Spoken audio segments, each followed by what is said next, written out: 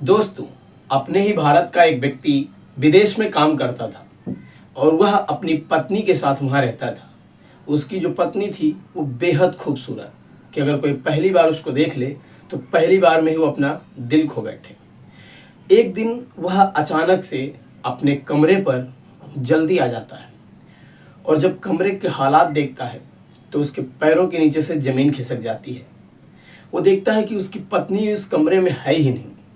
बाहर निकलता है, आसपास पड़ोस वालों से पूछता है तो कुछ पड़ोसी कहते हैं कि एक गाड़ी आई थी और उसी गाड़ी में बैठकर तुम्हारी वाइफ उस बड़े आदमी के साथ चली गई है। फिर वह व्यक्ति अपने मैनेजर को फ़ोन करता है जो कि इंडियन था। तो मैनेजर से कहता है कि मेरी वाइफ कमरे पे नहीं है, वो कहाँ गई है, आपको कुछ पता है क्या, आपको बताया है उसने? तो मैनेजर कहता है कि तुम थोड़ी देर रुको, मैं बात करके बताता हूँ। मैनेजर थोड़ी देर बाद फिर उस व्यक्ति को फ़ोन मिलाता है और कहता है कि देखो, तुम परेशान मत हो, तुम्हारी वाइफ अपने ही मालिक के साथ उसके बंगले पर है और वह 3 दिन बाद वापस आ जाएगी जब हमारे मालिक का उससे मन भर जाएगा। इतना सुनते ही उस व्यक्ति को समझ में नहीं आता है कि अब करें तो करें क्या और बोले तो बोले क्या और जाएं तो जाएं कहाँ, क्योंकि मामला विदेश का होता है। तो हाय, हेलो एंड नमस्कार मित्रों, मेरा नाम है राहुल और आपका बहुत बहुत स्वागत है क्राइम की इस स्टोरी में। दोस्तों, इस वीडियो में मैं आपको इन किरदारों के नाम नहीं बताऊंगा और ना ही ये बताऊंगा ये घटना कहाँ की है, लेकिन ये कहानी सच्ची है, ऐसा हमको बताया गया है, ऐसा हमको सर्च करने पर मिला है। दोस्तों, इस कहानी की शुरुआत होती है एक व्यक्ति अपने ही देश का जो कि कई सालों से विदेश में रह रहा होता है और उस व्यक्ति का धीरे धीरे वहाँ पर बढ़िया काम चलने लगता है। वो मजदूरी से सुपरवाइज़र बन जाता है, इलेक्ट्रीशियन का काम करता था वहाँ पर।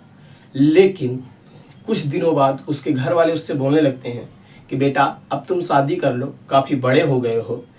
और अब जहाँ वो काम करता था वहाँ उसको सिर्फ छुट्टी 1 महीने की ही मिल सकती थी, इससे ज़्यादा उसे छुट्टी नहीं मिल सकती थी। तो बड़ी मुश्किल से उसने 1 महीने की छुट्टी निकाल कर अपने घर वालों से कहा कि ठीक है, तुम लड़की देख लो, हम शादी करने के लिए आ रहे हैं। वह 1 महीने के लिए अपने घर आता है, उसके लड़की देखी जाती है। लड़की बहुत ही खूबसूरत होती है और 15 दिन के अंदर ही उस लड़के की शादी हो जाती है। उसकी जो वाइफ थी बहुत ही खूबसूरत और वो लड़का उससे बहुत ही प्रेम करने लगता है और वो लड़की भी उससे बहुत ज़्यादा प्रेम करने लगती है।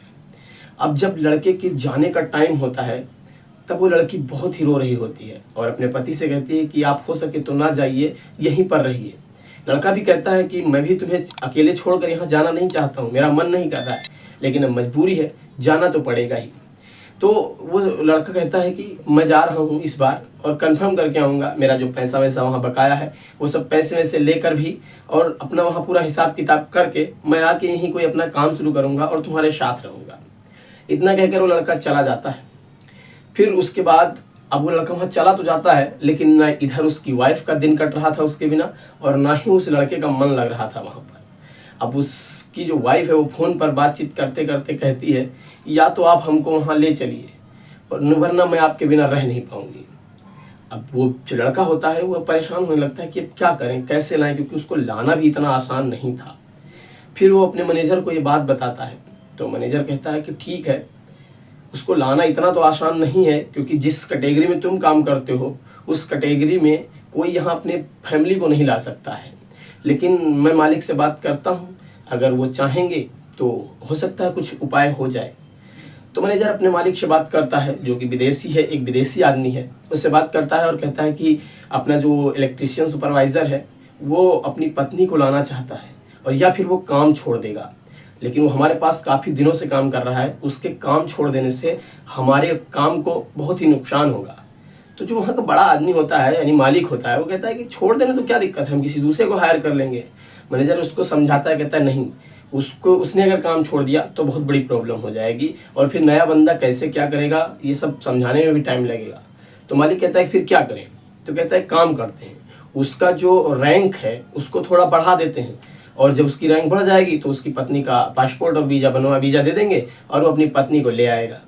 ये बात तय हो जाती है। फिर मालिक से बात करके जब उस लड़के के पास आता है, उस लड़के को ये सारी बात बताता है, तो लड़का खुश हो जाता है और अपनी पत्नी को फ़ोन करता है और कहता है कि तुम परेशान मत हो, यहाँ सब व्यवस्था हो गई है, मैं अगले महीने आ रहा हूँ और तुम्हें लेकर यहाँ चला आऊँगा। वो लड़का जाता है अपने घर और उस लड़की को, मलिक की अपने वाइफ को लेकर फिर वो वहीं विदेश चला जाता है। उसको बढ़िया आराम से दोनों रह रहे थे। तो एक दिन मैनेजर जो था वो कहता है उस लड़के से कि भाई तुम अपनी पत्नी को तो ले आए, लेकिन आज तक मिलवाए नहीं और ना ही अपने घर पे कुछ खिलाए पिलाए। आज मेरा बहुत मन कर रहा है कि मैं तुम्हारे घर का खाना खाऊं। तो लड़का कहता है कोई बात नहीं सर, आ जाइए आप। तो संडे का दिन तय होता है और उसके संडे के दिन वो मैनेजर और उसके साथ एक दो साथी और उस लड़के के घर पहुंचते हैं और वहाँ पर उसकी वाइफ जो है वो अच्छा सा खाना बनाती है और वो सब लोग खाते पीते हैं। वहाँ पार्टी भी चलती है, थोड़ा बहुत ड्रिंक्स भी होती हैं। लेकिन जब वो खाना ना खा लेते हैं तो वो कहते हैं उस लड़के से कि यार तुमने अपनी वाइफ को तो दिखाया ही नहीं। तो वो लड़का कहता है, अपनी वाइफ को बुलाता है, उनसे मिलवाता है। तो जब मैनेजर चलने लगता है तो छोटा मोटा गिफ्ट देता है, कुछ पैसे देता है और कहता है इसको मुँह दिखाई की रस्म में रख लो। अब इस बात को एक आध हफ्ता बीत जाता है, सब लोग अपना सही से अपना काम कर रहे थे। तो एक दिन जब मालिक और वो मैनेजर दोनों बैठे हुए थे तो ऐसे ही उस लड़के के बारे में बात होने लगती है। तो मैनेजर ऐसे बातों ही बातों में बोल देता है कि जो अपना वो इलेक्ट्रीशियन सुपरवाइज़र है उसकी बीवी जो आई है बहुत ही खूबसूरत है।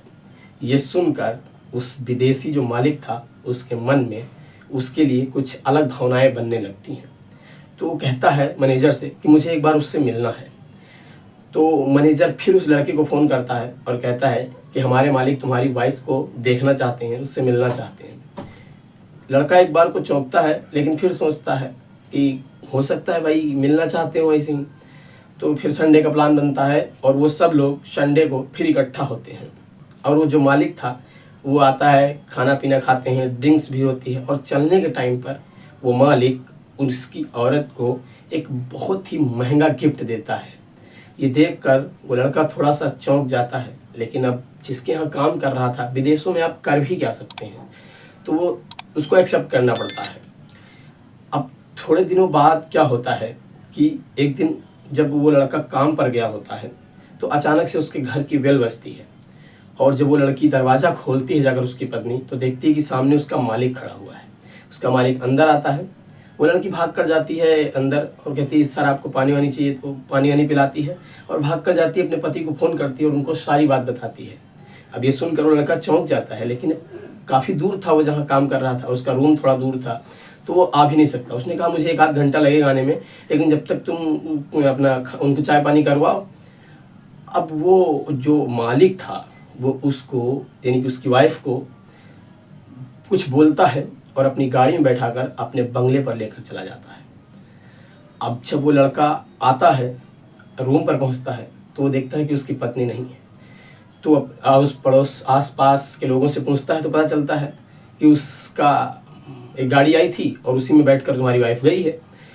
अब वो अपने मैनेजर को फ़ोन करता है और उनसे वही सारी बातें बताता है। तो मैनेजर फिर अपने मालिक के पास फ़ोन करता है और उसका मालिक उसको बोलता है कि हाँ मेरे पास है उसकी वाइफ, लेकिन मैं छोड़ूंगा उसको तभी जब मेरा मन भर जाएगा, तो उससे बोल दो कि परेशान मत हो। 3 दिनों के बाद उसकी वाइफ उसके पास आती है और उससे लिपट कर रोने लगती है।